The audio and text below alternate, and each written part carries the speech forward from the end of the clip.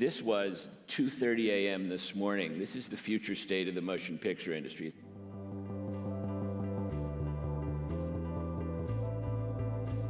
$50-50 by 2020 to get women to get the bigger budgets as well.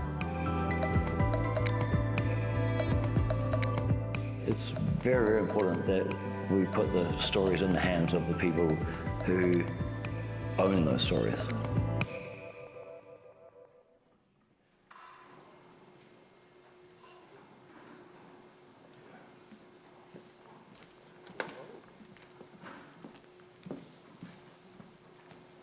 Ooh, good afternoon to the smartest people at the festival right now.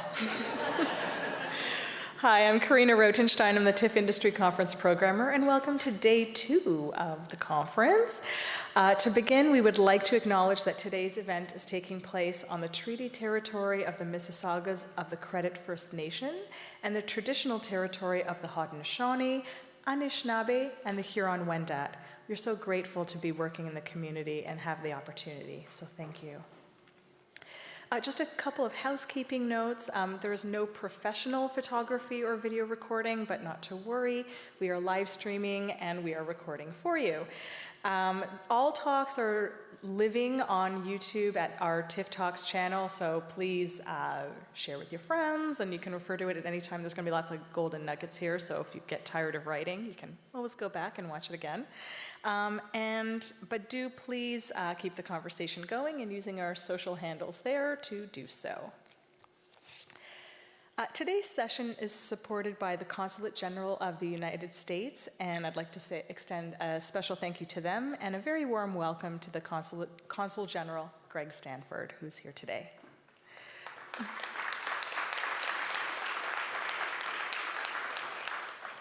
Story Incubator, How to Maximize Your IP. This session encourages every one of you in this room to be more ambitious with your story.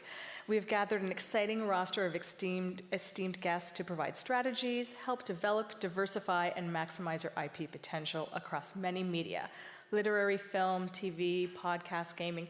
It is really an exciting time to be a creator, and so that's why I said that you guys are the smartest people in the room, because I can't wait to see what you guys all create. Now, I'm going to flip it over to our moderator, producer Ann Carey. She is Archer Gray's head of production. Her notable recent credits include Academy Award-nominated film Can You Ever Forgive Me, which screened at TIFF last year, 20th Century Woman, written and directed by Mike Mills, Independent Spirit Award-winning The Diary of a Teenage Girl, written and directed by Marielle Heller, and Mr. Holmes, directed by Bill Condon. So we got some good stuff happening over there, and she's gonna the good stuff's gonna keep going. So let's get started. Thank you so much. How are you? Yeah. I was really excited to be asked to moderate this panel because I feel I'm going to learn things from these 3 people. They're all at very different companies. They're all thinking really sort of future forward about how to develop stories and what is a story and what length is a story and how to get it out there. And I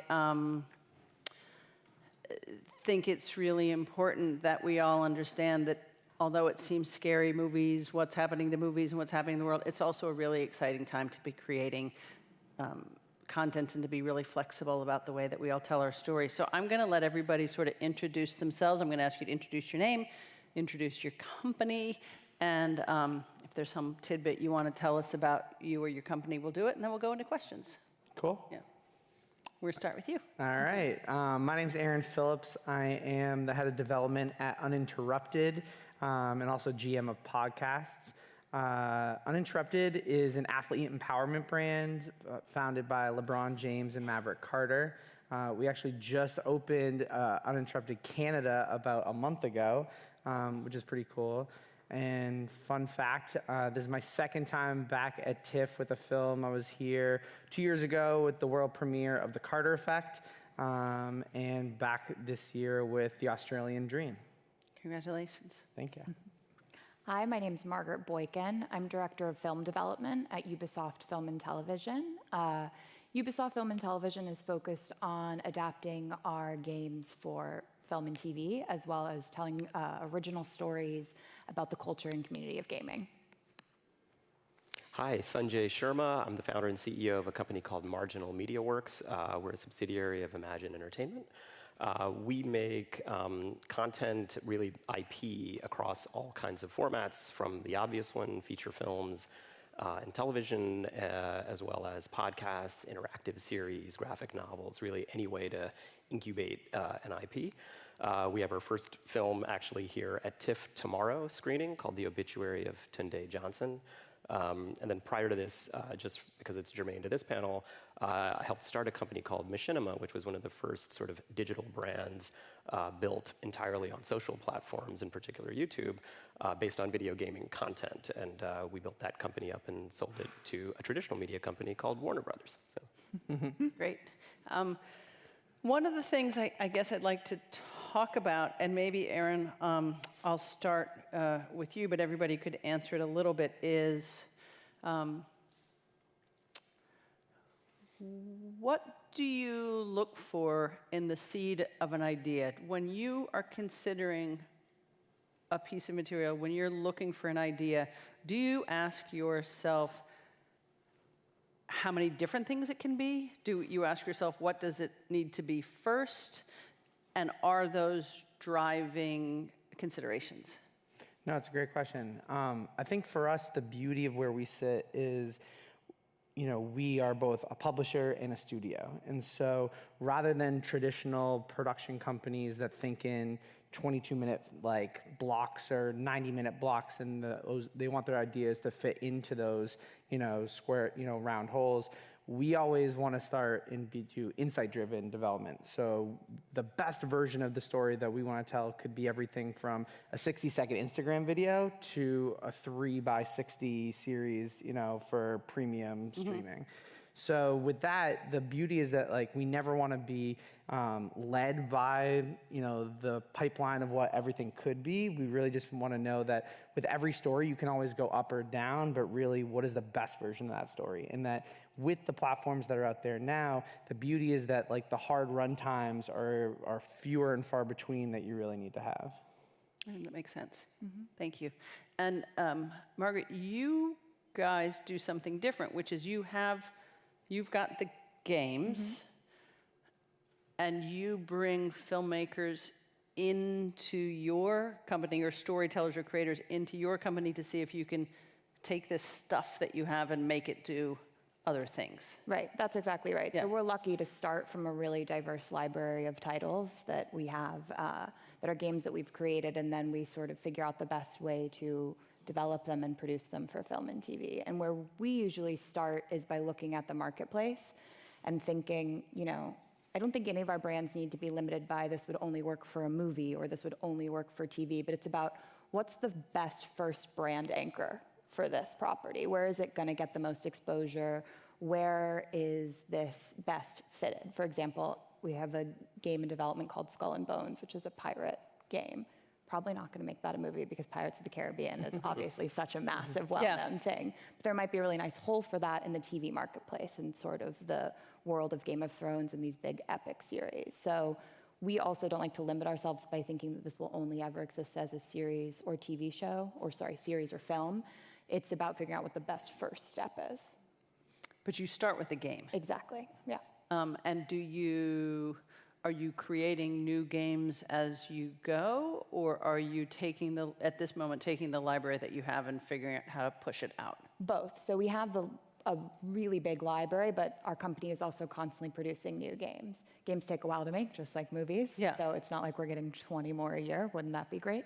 But they're always able to sort of continue be adding to the catalog, and so we're always adding to the IP that we could create. Gotcha. And Sanjay, how about you? How does it work for you guys? Where do you start? What do you look for? How do you know it's for you? Yeah. So for us, we have really two sort of driving theses around the landscape, right?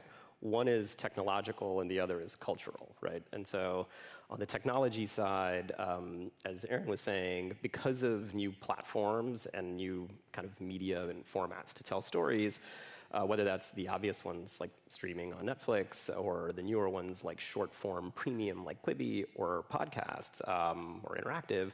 There are just so many new ways of birthing an IP, of incubating an IP, and sort of seeing if it can find an audience and move it left to right or ladder it up or down, right? The second one, which is maybe more unique to our business, is really a cultural one, and it's based on sort of demographic research around global immigration patterns, and certainly we're based in Los Angeles, and North America is kind of our primary audience, but we looked at these networks, whether that's YouTube or Netflix, as being globally connected, and if you dig into the data, 60+% of the world is Asian. In America, over half of American youth are already minority majority. And so birthing new IP, there's a business around birthing new IP, but there's also creatives that create the IP, right? And so for us, it's important to incubate new IP from new storytellers, right? And so we're as interested in the storyteller, as interested in the narrative as we are in the narrative system. And so when we look at IP, we're looking for outsider voices principally, and that could be the obvious, Black, Asian, Latino, gay, women. But it's less about race or ethnicity or sexual orientation on the nose. It's more around fringe culture, right? We believe that the coolest shit happens at the margins, right? And that we want to bring people to the margins. That's where fringe culture starts, right? So whether that's hip hop, whether that's streetwear, whether that's skateboarding, whatever these sort of cultural trends are that are actually intersectional across race, ethnicity, socioeconomic class, those are the kinds of stories we're looking for. So we're more interested in classic storytelling formats and genres, whether that's horror, thriller, sci-fi, rom-com, stoner comedy, whatever those are the types of formats we're interested in. We're just interested in looking at them from outsider voices. And because of that, we work with kind of filmmakers or creators who are as interested in developing something as a podcast or a graphic novel as they are a traditional film or television show. I think the question I have then for you, and we can all answer it, is, I'm sure, is finding these voices. How do you know they're ready for what you need them to be doing? What do you look for in terms of experience level? What do you look for them to walk in the door with? What do you need from them to know that they are worth your time and investment? For us, ideally, it's work that has been done and that's in the world, right? And so whether that's, let's take film as an example, if that's, people that have directed features or have directed commercials or brand work, anything like that is always helpful. Yeah. We do a lot of work with emerging or first-time creators, and so there, what we're looking for is great written material, and then any visual material that supports the director's vision, right? Obviously, the film industry in particular becomes so focused on the biggest movies in the history of cinema that it's harder and harder for someone to get their first film, right? There's not that path that used to exist between indies, festival circuit, and then you get a slightly bigger movie than a bigger movie, right? And so we're interested in being the tip of the spear, right? And so our movie that premieres tomorrow is a first-time writer. He wrote the script when he was 19. He won a screenplay competition called The Launch, which you should submit your screenplays to.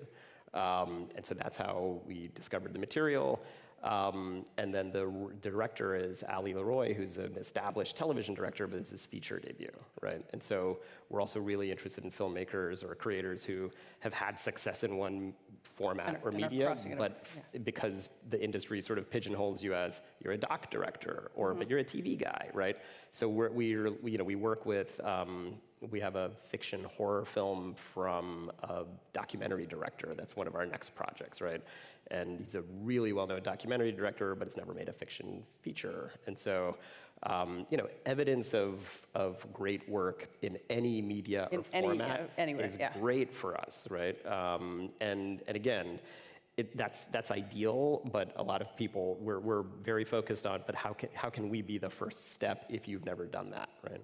Yeah, that's the chicken or the egg That's thing. right. That's right. The movie that you have here, writer and director came to you together, or you acquired the script and found the director? The sort of package was there already, so we joined with a couple of other producers, and yeah, so that one, the script won that screenplay competition. The director was a judge of the screenplay competition, right? And so yeah, it was kind of an arranged marriage in a way. Yeah, that's good. It's interesting. I'm just finishing a movie right now that is the same thing. It's a documentary director crossing over to do narrative, and I find more and more, even in the work that I'm doing, things that I thought were going to be features are now television. Things that I thought were going to be television become, features. I'm dying to do one of those sort of. I want to do a 10-minute TV show. I think that would just be a fun form to figure out. And one of the things that I think is really neat about this time is it is so elastic. So I think that's really exciting. How do you guys at Ubisoft find your emerging voices and emerging talent, and what level of work do people need to have under their belt before they can reach out to you, and how do you source it? Right. I think it really varies. I mean, we have a lot of different types of projects, particularly on the film side. I have a hybrid live-action animation family comedy about rabbits from space, and then I also have The Division, which is with Jake Gyllenhaal and Jessica Chastain and David Leitch, and it's, a big mid-apocalyptic film set in New York at Christmas time after a virus has decimated half the population. So there's not like one kind of person we're always looking for. I think particularly with writers, something that I think is a real opportunity is seeing how people evolve their pitch from meeting to meeting. That's often how we find the right candidate. And it was definitely the case with the writer on The Division, Rafe Judkins. We met with a lot of people, and he was able to really take a lot of feedback from what is a pretty big group of producers and continue to push these characters forward for Jake and Jessica at each time. And he was very collaborative, and I think that's important when you have a big movie like that. Yeah. You want someone who's going to be a team player. But we're also constantly trying to create more opportunities for women in the IP adaptation space, especially for some of these bigger movies. We have a Women's Film and Television Fellowship that we do once a year where... With Mishna Wolf. With Mishna Wolf, exactly. Where we have, it's basically a 6-month paid fellowship where we have one woman, one for film, one for TV, come and work with us to look through our library of titles that we're not currently adapting and pitch ideas, with the goal being that by the end of the 6 months, we have a pitch that we love and can hopefully buy from them. So that's a great opportunity to sort of be proactive about creating more opportunities for women and female voices in that space, which I think is important because often in the IP-driven space, it can just be a really male-dominated film, both on the writer and the director side. Good. Yeah, I mean, for us, it's really what drives us. We always talk about, we never just go to agencies and say, hey, send us your list of available directors, writers. We do tons of generals. We're always wanting to meet with new talent. We're not scared by someone's first project. I mean, I think for us, we have professional athletes that intern at our company in their off seasons. We were always looking for those voices that, either are non-traditional in the sense that, you can come into this in a completely different way. And I think the interesting thing, what you were saying is, we want people that are adaptive to the mediums that exist out there. Forever there are folks that have always wanted to come in and say, hey, I see this as a feature doc. And if that is your mindset and you think you need $2 million to make this, and to your point, it may make more sense as, 8, 10-minute episodes for Quibi, or it may make better sense as, a serialized podcast. And I think where we really want creators that are so in love with their stories and the stories they want to tell, and for us at Uninterrupted, it's all about those athlete stories and driven by real athlete insights. We don't want to pitch athletes. We want to work with athletes to help bring those to the forefront. But I think a lot of that is figuring out what are those mediums that don't already exist, and that's something that if you love it, then the best version may be a short doc that then can be adapted into a feature, or it may be, as you see in the podcast space now, I'm sure the writer of what is it? I'm totally blanking on the name with Amazon. Homecoming. Yeah. Exactly. Yeah. I'm sure they were like, yeah, this is a big Amazon television series. But you know what? Like, you believe in a story, you believe in characters, and you know the cast that they were able to get, even on the audio side, was tremendous, and then leveled up to Julia Roberts in her first television. Yeah, absolutely. What is we're here at the Toronto Film Festival. It has the word film in it. Big screen, big audience. An experience that I still think is one of the best experiences in the world. But more and more, we've got people doing this, right? How important do you think this experience is? Do you make movies as branding to sell your games, or do people still, you know, filmmakers, I still have filmmakers who say, like, I need to have a theatrical release, I can't just do a streaming movie, and it's like, well, you could make your movie or you could not make your movie. But, so more and more, I think these are the considerations, but is this Toronto Film Festival going to be called something else in a few years? Is it going to be called the Phone Festival? Like, what's happening? What's happening to movies, and is it okay? What do you think? Yeah, I mean, I think you have to create something that is so arresting, so alarming, whatever it is, right? And I think to get people to come, to leave their house, to pay money, to want to spend time with other people, I mean, appointment viewing is a real thing. And I think that's why when people talk about, you know, streaming and live television, and especially in the sports world, you always think, well, nothing can supplant the live sports experience, and that's why majority of people have cable. But I think even that, you're still competing with 100 original series, everything else that's going on. And so when you are creating something, whether it's for a phone or for a giant screen, I think you have to think, like, the two questions that every pitch, you know, always ask you is, like, why you and why now? And I think more than ever, you have to really set yourself in the present to know, like, is this the best version of the story? And is this something that is truly needed, adding value to the conversation? I think the days of just filling programming blocks for, you know, endless hours are over. I think, you know, people will find great content no matter what the platform. But to cut through, I think it needs to just be something that's going to get people talking about it. And so whether that is whatever the screen, whatever the medium, I think you're able to find those opportunities. If you really find, as Sanjay's saying, like, what maybe some people may think is fringe, but fringe just means it's not in the mainstream yet. But that's what's really cool. Yes, exactly. Yeah, I agree. I mean, I'm not afraid of the changing theatrical marketplace. I think that it's creating a lot of new opportunities for different kind of stories. I feel like you see that particularly with the rom-com genre, right? Like, it's been a while since we've seen a successful theatrical release rom-com, but Netflix and streaming has really kind of breathed new life into that. Absolutely. And at Ubisoft, for us, it's about sharing the world of our games with as many people as possible and welcoming a new audience into the world of those brands. So wherever we can reach them, we'll reach them. The division is set up with Netflix. I think that's great. Yeah. We're already in a lot of people's homes. It's kind of a natural partnership in that way. But I also see some of our brands as being having a lot of chance at success in the theatrical marketplace. I think it's just sort of about finding the right fit for the kind of story that you're telling. And the good news is now there's multiple models. There's not just one. Totally agree. I mean, I'm unfortunately an optimist by nature, and I've never been more excited about the content business, and the sort of traditional film business is one strand of that, and obviously one that's near and dear to all of our hearts, and probably why we got into the business originally. I don't think it's going away. The global box office is continuing to grow.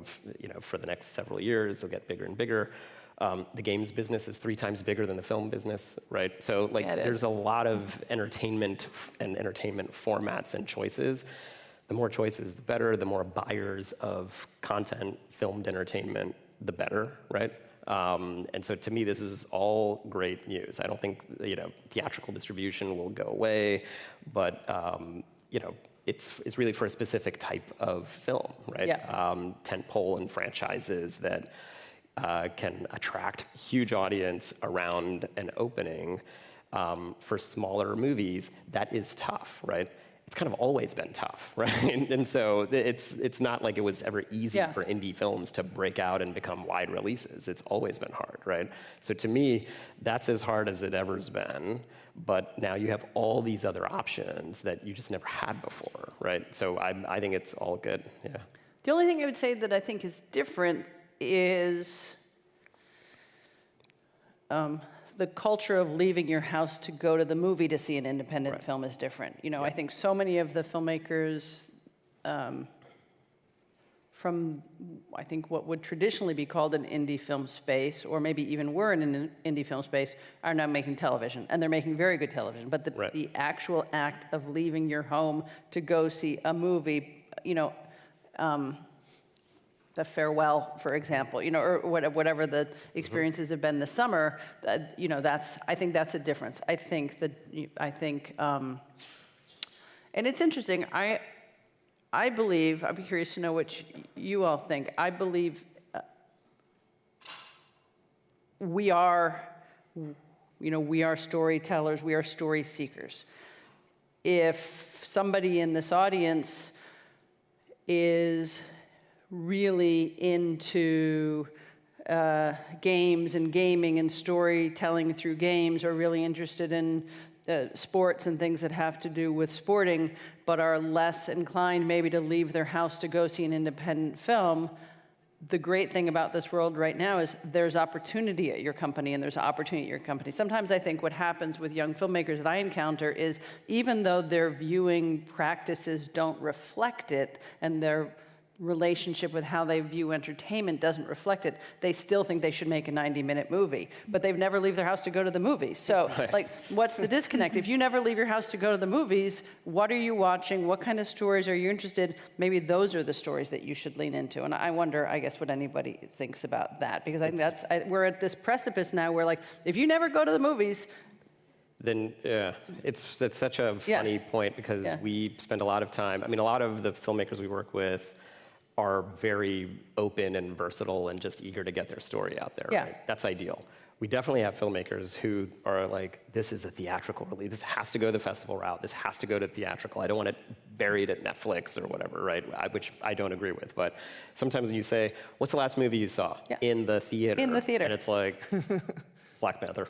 Exactly. Right? You didn't see The Farewell? No? Well then, it's sort of retraining. It's retraining and making it okay. Yeah, that's right. If you grew up kind of in this system, or especially if you grew up kind of in the film school system, right? That path was film school, festival circuit, indie, you know, that was the path to kind of get into the film business. And so there's a retraining, I think, that is happening and that has to happen. That ultimately is more expansive. And so I think it is a good thing.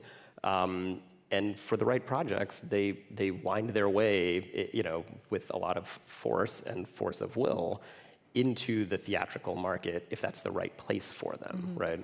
But we also tell filmmakers, especially if they're early in their career, you don't necessarily want the thing you think you want, right? A theatrical release for your $5 million movie, $10 million movie that gets 20 million of P&A stacked against it. Like, your little movie is now a 40 or $50 million movie. And if it opens to $6 million, you go straight to director's jail, right? Yes. And so, is that really, like, would you rather not have a movie that finds an audience on Netflix, that gets Twitter going crazy about you as a breaking, buzzy new director? Like, just plan your career in the right way. And the theatrical path may not actually be the best thing for your career, right? Well, and it's probably fewer eyeballs.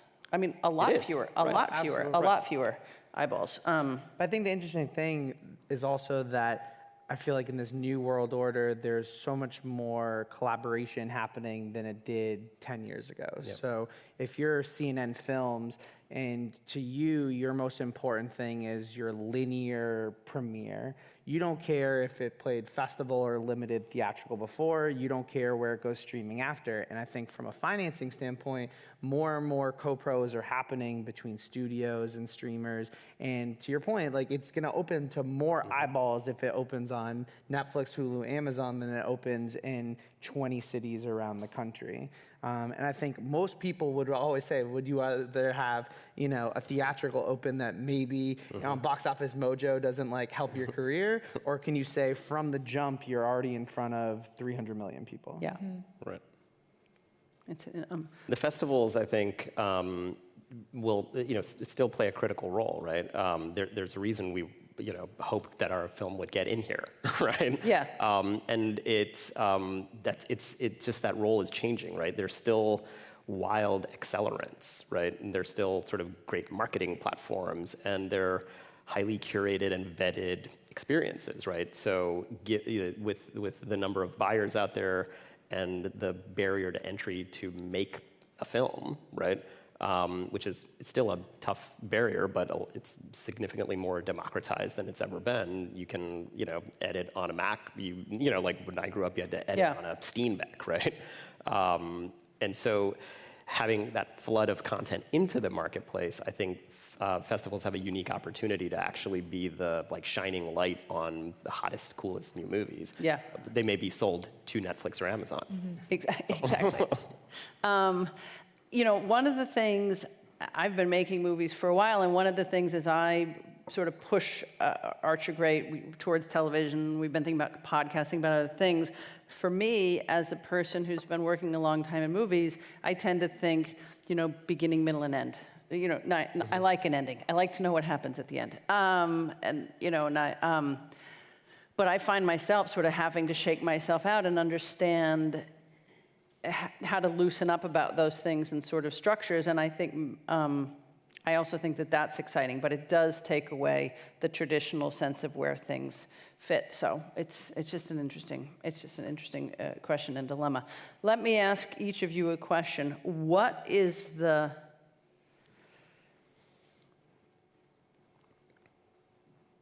and maybe if you can talk about, what is the riskiest thing you guys have taken a shot on? What's the highest risk investment that you've made in terms of filmmaker, piece of content, or story? Can you? Like risk and fail, or risk and succeed, or just risk it all? Risk and fail's fun. Let's talk about risk and fail. As I said, we're in a unique position, right? As I said, publisher and studio. So we have a deficit finance budget that we create content every single day. Athletes, are at the office. We create stuff. We invest in documentaries.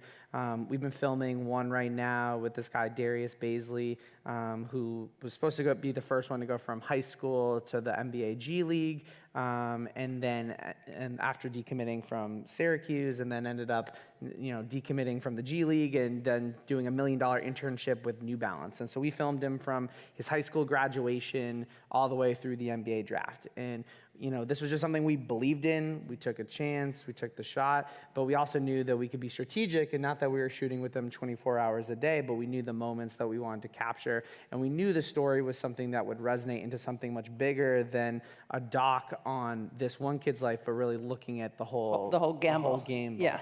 And seeing what do these high school kids do, and what does an internship look like, as an 18-year-old who probably will not enter the workforce potentially ever after the NBA, but at least if he does, and all things goes well at 38 years old, 40 years old.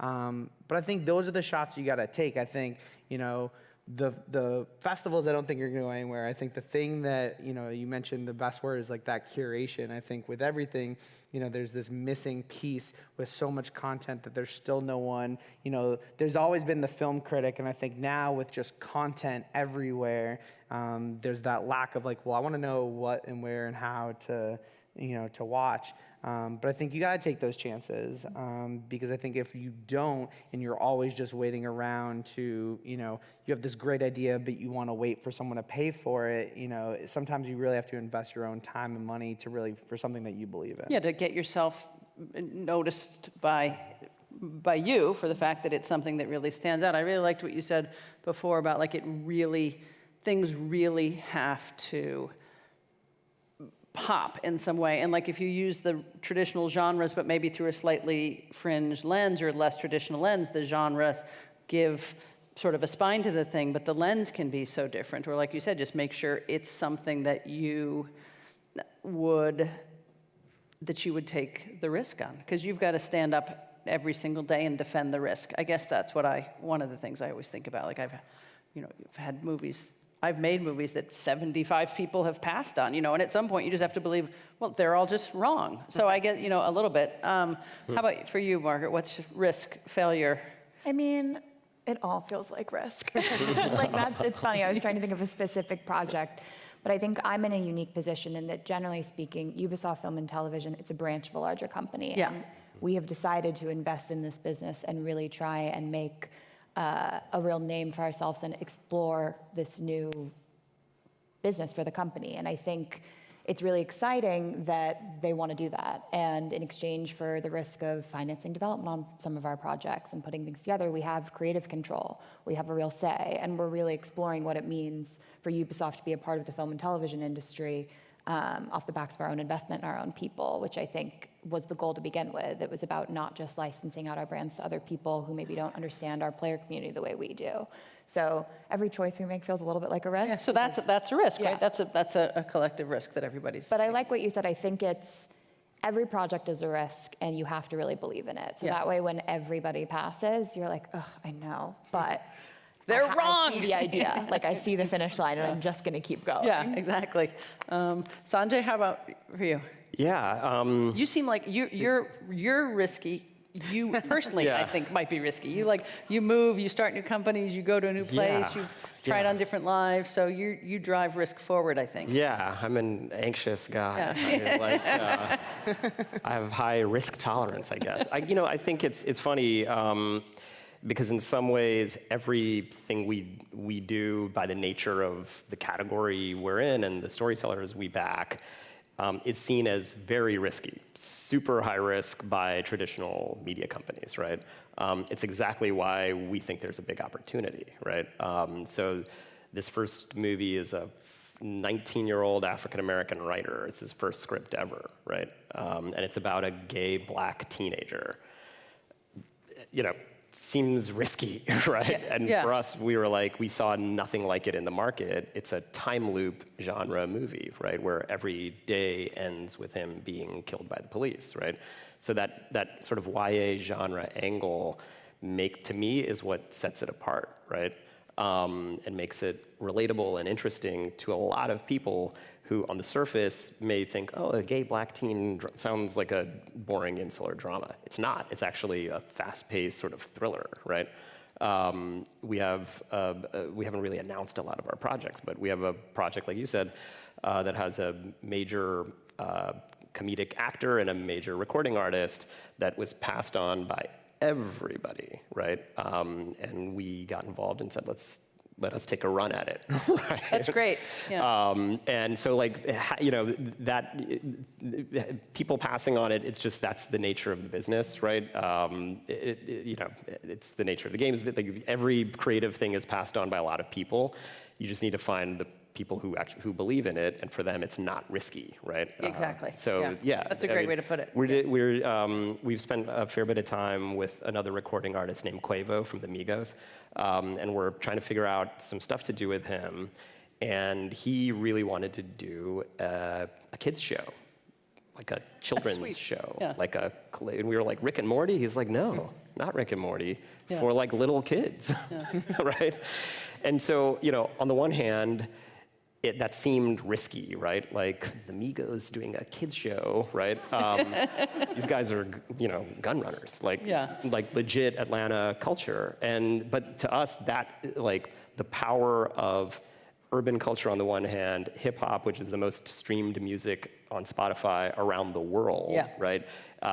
Is a liberator, not a limiter, right? And so for us, that's not risky at all. A kids franchise leveraging the cultural power of Quavo is almost a no-brainer to me, right? And so things that I think a lot of people will feel are high risk, if they're the right things for us, we go after it. It's opportunity. It's all opportunity. All opportunity. But I think it's an important thing for the audience to think about. If your one's individual belief in it mitigates the risk. That doesn't mean it's not risky. It's That's just right. not risky to you. But I think there's no room for all the opportunity that's out there. It is a super important time to be. There's a difference between being nimble and wishy-washy. I guess that's what I'd say, right? Like wishy-washy is, well, I don't know, it could kind of be anything, versus I'm going to get it done and I'll figure out the right way. And there's when somebody walks into your office, when you read somebody's work, when you meet somebody, like you said, you met this filmmaker, this writer who was able to take notes and listen to a lot of different voices. Filmmakers and storytellers coming into your world, what do you look for point of entry? What are the qualities in the work? What are the qualities in the person? Go ahead. Sure. Oh, is it me? Okay. I mean, I agree. I think there's a difference between, for me, it comes down to if you ask a question like why you made this choice in this movie or in this script, because we think that it should be this. If they just go, okay, then you know you have a problem, and you're maybe not working with someone that you should be working with. If it's someone who says, well, I was thinking about it this way because I see a lot of potential for this character's storyline to go here, but I hear what you're saying and maybe we could shift it. That's, I think, the difference between those two personalities, and that's something we really look for, is someone who has a distinct point of view and a motivation behind the kind of stories they're telling, but who is open to input from us, input from the game teams, input from the other producers to continue to workshop it and get it to a place where everybody's happy. But hold on to that. Exactly, Hold on that to central that vision. central vision. Yeah. So that central vision is an important thing to walk in with, a very solid central vision, or to come up with if presented with an idea by you, and then the ability to absorb and manage, negotiate and collaborate with input is Absolutely, important. yeah. There's just so much collaboration when it comes to these movies. It takes so long to get from point A to point B that I think that's the balance, and that's, I think, a big balance that directors have to face as well, is an attachment to your vision and a clear point of view while also being able to work as a team. The best directors, I think, are people who are real leaders and communicators. Yeah. Agreed. Yeah, I think POV is the word, right? And for us, 99% of what we do at Uninterrupted is unscripted. And so, we'll get, I think, everyone reads the same news, so there'll be an amazing story in the Times or the Guardian or wherever, and they'll send it over and this could be a doc or this could be a series. And it's like, okay, but do you know the athlete? Have you made contact? What's your approach? Are you looking to do something that's like back in time? Are you looking to chart forward? I think it's, just putting in that work is really what it is. I think when pitches come in where they just think they're telling you what they want, what you want to hear, or as you said, when you're really trying to just create this is, Hard Knocks, but for the NBA. And it's like, well, there's a reason why there isn't a Hard Knocks for the NBA, because there's no drama at the end. There's no cut, the guys that make it there. It's like, so that doesn't make sense. So really thinking it through, and we'll hear things at all stages, right? I don't want people to put a 80-page deck together and they don't have to spend time and money on a sizzle. They can just run ideas, but I think they really have to go into it because it is a partnership. It is, going to be working back and forth. We're not just going to say, hey, run with this and bring it back in a year. But I think if they're not putting in the time up front, knowing that how many other ideas there are out there, then it's really tough for us to, invest the same amount of time and energy. Yeah, I think that's true. I often feel when evaluating relationships and collaborations, I know how hard it's going to be. Does the other person know how hard it's going to be? And are they die hard too? Right? I mean, I think that's one of the things. Yeah. Yeah. Point of view, passion, which is a cousin of that, right? And then patience and perseverance. Those are the other. I didn't mean to have too much alliteration. Yeah. Inadvertent alliteration. All the P's. The 4 P's. Yeah. Right. The 4 P's. Eat your P's. That's to your point, right? Yeah. Is people who understand it's just a tough business. Yeah. It's just a tough business, even for established filmmakers, right? We sit down with established directors and they're like, I can't get a movie made, right? Yeah. And so it's just a hard business, right? Nothing's easy. And so working with creators who understand that too, right? So when we say we'll take a risk because we don't believe it's a risk, doesn't mean it's going to be easy, right? And so the corollary for high risk tolerance is willingness to fail, right? Yeah. And so we're okay with the failure. You have to be willing to, we'd rather take the swings and miss, right? Yeah. Than people who are looking for like, I know I can sell this, right? We'd rather say we can take a run at it and it might not work, right? We might not be able to get it there, but those are the, I think that's the kind of creative talent you want to work with, or we want to work with. And I think sometimes out of, failure can also make a collaboration stronger. You know who you're in the boat with when the boat is sinking, right? So sometimes I've certainly had instances where projects have not made it to shore, but the relationship that was strengthened during that process leads to something else. Right. So I guess, question about sort of long-term, I guess, career investment, because all of, and I can't figure out what I'm supposed to do clockwise. Are we supposed to, somebody will tell me if we're supposed to be doing questions, right? Long-term investment in filmmakers, all of you are breaking talent, all of you are sourcing new talent. Is the idea to grow these relationships, multiple works with multiple people? I assume you're looking for the long-term investment. You don't want to help somebody create their great work of art and have them go off someplace else. So. No, I mean, I think, when you spend time and you find people that you work with and you work well with, I think you want it to be for the rest of the career, both yours and theirs. And I think the interesting thing when you talk about patience, I think it's always interesting because, for filmmakers that come in, the story that they're pitching may be their number one priority and the only thing they're focused on. They have to understand that, and they're like, hey, why aren't we pitching this tomorrow? And it's like, well, we have 4 other pitches currently in market. We have 75 things on the slate. We're going to work on it, but we need to do X, Y, and Z. And so I think just that prioritization is something that people have a hard time understanding on. It may be their top priority and it may be our 5th. That doesn't mean we don't love it anymore. Right. There's just other things that are already, from a bandwidth standpoint, that are already in. But that's super important because your busyness is one of the reasons they want to be in business with you, right? If you guys had all the time in the world, it wouldn't be as appealing. Exactly. Yeah. Yeah, we definitely want to keep working with great people, Yeah. for sure. I think there's nothing better than when you have a great experience on a project with someone, then you can find something else to bring them and continue that relationship. So we're all about that kind of investment. And I think for us, all of the risk and all of that stuff, it's also an investment in learning, which is very much sort of what it means to be Ubisoft. And so all of these projects, it's all part of a greater investment in learning a new business and designing a way for us to operate in it. Yes. Yeah. Long term. I think it's important. And I think it's important because I think things don't always turn out the way that we think they're going to turn out. And I have seen filmmakers really crash and burn on bad attitude, right? And I think it's important. It's a relationship business. The world is a big place, but in a funny way, it's not a big place. Right. And you guys already knew one another. Who knows? Who in this room knows one another? So I do think positive, committed, collaborative attitudes wrapped around a great idea with a clear point of view. I think that's what everybody looks like.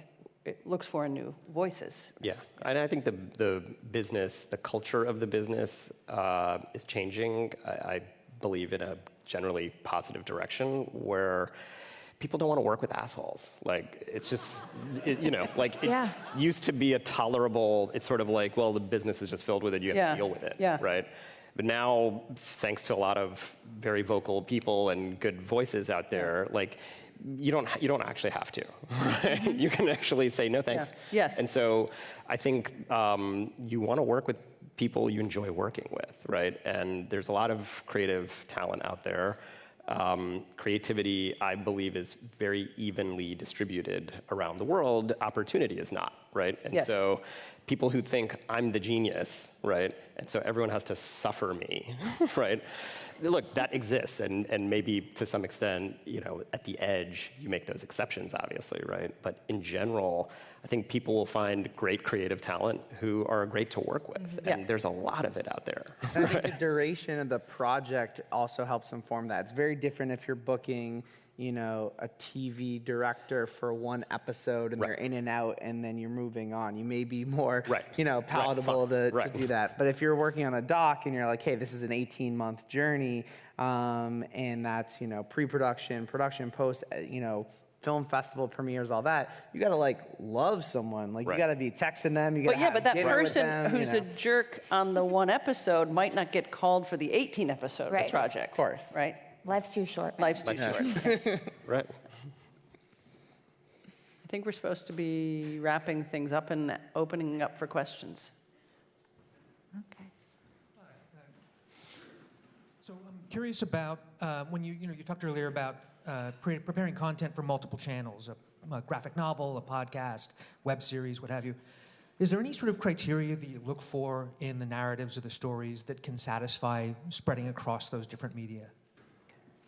Yeah, for us, we think about properties in that way, less from necessarily a traditional franchise sense, like, is it a superhero story or is it not? It's less in that sense, but looking at stories, even this film we have tomorrow is a contained film, but creates a sort of premise and story universe that we think could become an anthology series or could have sequels about different characters, right? So it's not, you wouldn't look at it and think it's a franchise, right? But we look at it and think there's a way to extend that, right? So maybe you don't call it a franchise, but we see a way for nearly every project, with some exceptions, to build a sort of story universe around. And that may not necessarily be in the traditional kind of movie studio franchise sense of a sequel and then a third one and a fourth one, but that is through extending that, right? Whether that's through other media or formats, or taking a film and then turning it into to a series, right? We have a project that we haven't announced yet, but is based on a video game IP that's in development. And so it's an unknown IP, it's an original IP, very hard to do in the games business, and we just love the story and thought this naturally lends itself to narrative treatment. And so we're developing that as a narrative property, and the first thing we'll probably do with it is a fiction podcast, right? So it's not that we look at it and say, oh, there's a no-brainer franchise, but we do know that the story universe that's being created in there and the chord it will strike in culture, specifically in youth culture, lends itself to being consumed in ways that people under the age of 30 consume content, right? I'm wondering what the value proposition is for you that you evaluate in terms of criteria. The basis of that question is that it seems like any content has potential to be successful across many different media channels. So what's the underlying value proposition that you look for to screen out and land on? If you could help us understand what you're looking for. Yeah, I mean, I think it's having that, like, being unique. I mean, we look at ourselves when we started 4 years ago, one of our criteria was if ESPN or Bleacher Report or Fox Sports or Up Here, anyone could do that, then we just don't want to do it, And it's not that it's not great, it's not that we wouldn't consume it, but then that's not necessarily like, there's not a lane for us. Like, we really wanted to tell the stories that weren't being told, and the same way with, athletes and filmmakers, like giving them a platform that didn't already exist. Yeah, and I think for us, when we look for creators to partner with on adaptations of our games, we look for people who can bring a bigger idea than just the fact that it's based off of IP to the table. It's figuring out what's the reason for being for this project, aside from the fact that it has a pre-established audience. You have to answer that question right off the bat. Otherwise, it's going to feel a little hollow in the end. Yeah, for us, it's rooted in genre. So it's less, it's a popular storytelling format that could be horror, thriller, comedy, sci-fi. We're not particularly, aggressively looking for, call it prestige drama or identity drama or what people would think of as kind of classic indie art house. To Aron's point, I'm a film nerd. I love all that stuff. That's just not our business thesis, right? So that's what we're really looking for. I think there's people over there. Hi, I'm Hong from Schulich School of Business. Hi. From Toronto. First of all, thank you so much for the wonderful, insightful discussion that you've made so far. My question is, with the recent, very recent acquisition of E1, Entertainment One by Hasbro, and this question is mostly for Margaret and maybe Sanjay, but how much of your IP, when in discussion about making films or television, has to do with cross-promotional merchandising, for example, or cross-promotional franchising? So, for example, Square Enix has a thing where they release Final Fantasy 15, which is a video game, but in tandem with a film, Kingsglaive, at the same time. Now, Kingsglaive didn't do so well. I'm gonna stop you for a second because you're.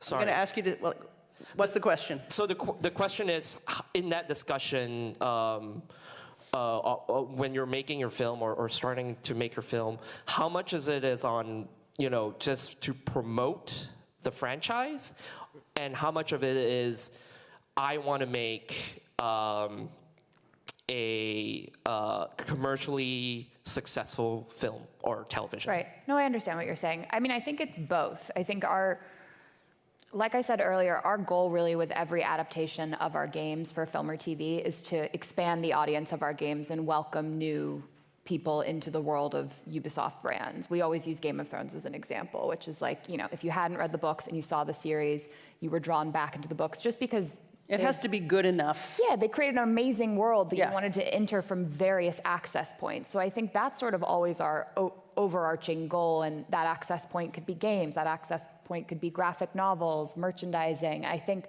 as long as you're creating a great premise with great characters and an incredible world that people want to spend time in, which is something we do very well, and expanding that to film and TV, there's going to be other opportunities for merchandising, et cetera, that follow. Yeah, agree. I mean, the IP, the story IP, I think, is what drives the sort of consumer franchise. I think that's what you're getting at is, do you think about the story or do you think about the lunchboxes and the toys, right?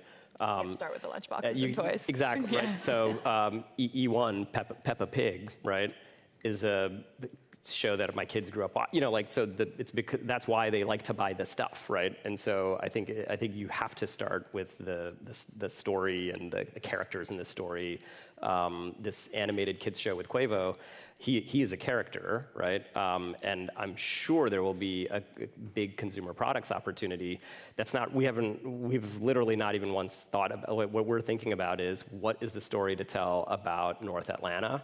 That creates a rich environment for a whole generation of kids to gravitate towards, and then we'll worry about the products. The lunchbox, yeah. Yeah, we'll be lucky if we get a lunchbox, though. I think we have to wrap it up. Can we ask one more question? No more questions. All right.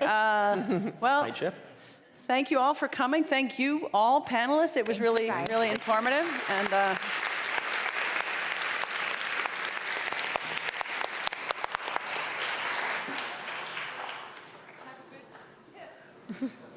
Great, thank you so much. You guys can head out. Thank you guys so much. It was really a great session, very exciting. Go out, have a cup of coffee, chat about what you just heard, think about your ideas, and come back at 3 o'clock for authentic casting. Thank you.